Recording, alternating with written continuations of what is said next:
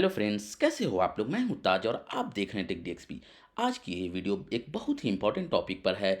इस वीडियो में हम लोग बात करेंगे कि जो इलेक्ट्रिकल वायरिंग किया जाता है वो वायरिंग हम लोग कंटेनमेंट के अंदर करते हैं। मतलब जो कंड्यूट होता है, जो पाइप, जिसको नॉर्मल लैंग्वेज में जो फॉरमैन और इलेक्ट्रिशियन के लैंग्वेज में कहते हैं कि पाइपिंग जो करते हैं, उस पाइपिंग में जो वायरिंग किया जाता है तो कितने एमएम का पाइप जो रहता है उसके अंदर कितना वायर हम लोग उसके अंदर पुल कर सकते हैं। तो यहाँ पर दीवा का रेगुलेशन क्या कहता है और क्या जो क्वालिटी वर्क क्या होता है, मतलब जब भी इलेक्ट्रीशियन को या फिर जो है फॉरमैन को काम करना चाहिए, क्वालिटी स्टैंडर्ड को फॉलो करते हुए करना चाहिए और इसका ध्यान जो है हमेशा इंजीनियर ही रखता है। तो इंजीनियर को जो है स्टैंडर्ड क्या है, इसका रेगुलेशन क्या है, ये सारा कुछ बिल्कुल पता होना चाहिए। तो यहाँ पर मैं आपको बताता हूँ कि यहाँ पे देखो लिखा हुआ है कि number of cables that may be installed in trunking conduits and tray.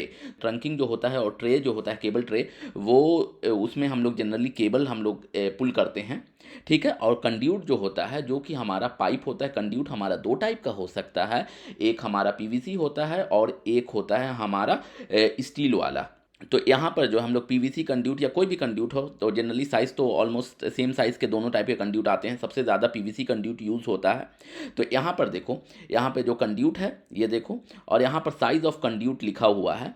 तो जनरली जो वायरिंग होता है वो 20, 25 और 32 एमएम के कंड्यूट में ही होता है। तो यहाँ पर देखो ये 20 एमएम का है हमारा ये कंड्यूट का साइज़, उसके बाद ये हमारा 25 एमएम है और ये जो है उसके बाद ये हमारा 32 एमएम का कंड्यूट है, ठीक है।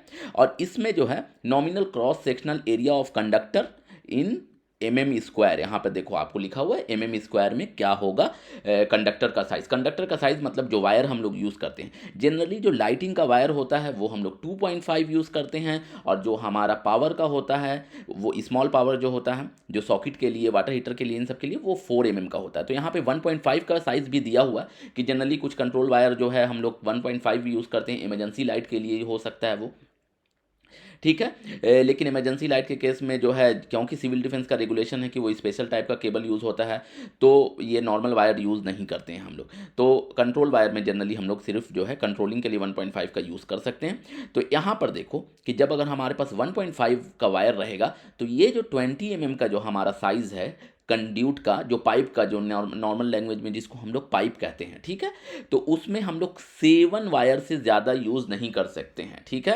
मतलब 1.5 का वायर यूज़ करेंगे तो जो 20 का रहेगा, और उसके लिए जो है 20 का पाइप, जनरली 1.5 के लिए 20 का पाइप ही यूज़ किया जाता है, 25 का भी नहीं यूज़ किया जाता। लेकिन जनरली अगर बहुत सारा वायर आ रहा तो मैक्सिमम 12 वायर आप यूज़ कर सकते हो हमारा 1.5 के वायर के साथ। लेकिन जो सबसे इंपॉर्टेंट जो लाइटिंग सर्किट होता है वो हमारा 2.5 का होता है, और इसके साथ जो है 20 एमएम के पाइप में लाइटिंग के लिए जनरली सबसे ज़्यादा जो यूज़ होता है, मोस्ट ऑफ द केसेस 20 का ही पाइप यूज़ होता है, 20 का ही कंड्यूट यूज़ होता है। तो उसमें हम लोग जो है 5 केबल हम लोग को यूज़ करना होता है। 5 केबल से ज़्यादा नहीं यूज़ करना चाहिए। ये एक स्टैंडर्ड है, दीवा का रेगुलेशन है, ठीक है। और अगर 25 का कहीं पर यूज़ किया जा रहा है तो 9 जो वायर है उससे ज़्यादा यूज़ नहीं कर सकते हैं। और अगर 32 का पाइप कहीं पे है, कहीं पे कुछ ज़्यादा सर्किट एक जगह पर जा रहा है, तो वहाँ पर जो है आप 12 से ज़्यादा नहीं यूज़ कर सकते हो, ठीक है। उसके बाद हम लोग आते हैं पावर केबल, जो कि 4 एमएम का जो हम लोग यूज़ करते हैं पावर सर्किट के लिए। देखो यहाँ पे 4 एमएम का है, और यहाँ पर जो है इसके लिए जो 20 एमएम के पाइप में महज 3 केबल आप यूज़ कर सकते हो, 3 वायर यूज़ कर सकते हो 4 एमएम का, ठीक है।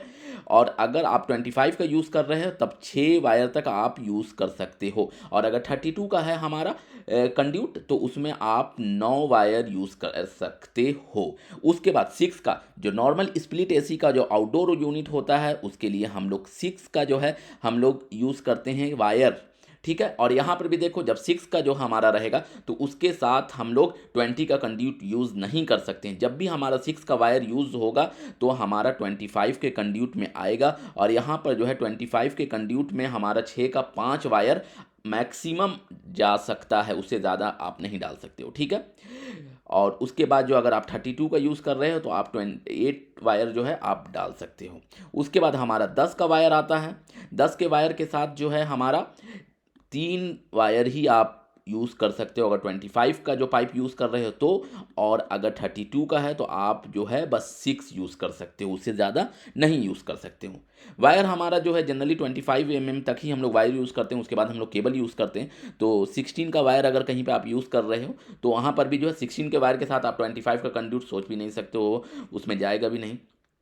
और उसके बाद जो है उसके लिए जो है आप 32 का जो है आप कम से कम जो है यूज़ करोगे पाइप, और उस 32 का जो कंड्यूट यूज़ करोगे उसमें जो है 4 का आप जो है यूज़ करोगे, मतलब 4 कंड्यूट आएगा। लेकिन एक चीज़ इसमें ध्यान रखने का है कि जनरली जो है 4 ही आपका आएगा, और अगर जनरली 16 का वायर कहीं पे यूज़ होता है तो वो 3 फेज़ का सर्किट रहता है और जनरली डीबी के लिए यूज़ करते हैं, तो उस केस में आपका 5 वायर बनता है, 3 फेज़ हो जाता है, रेड येलो ब्लू और प्लस येलो ग्रीन और अर्थ।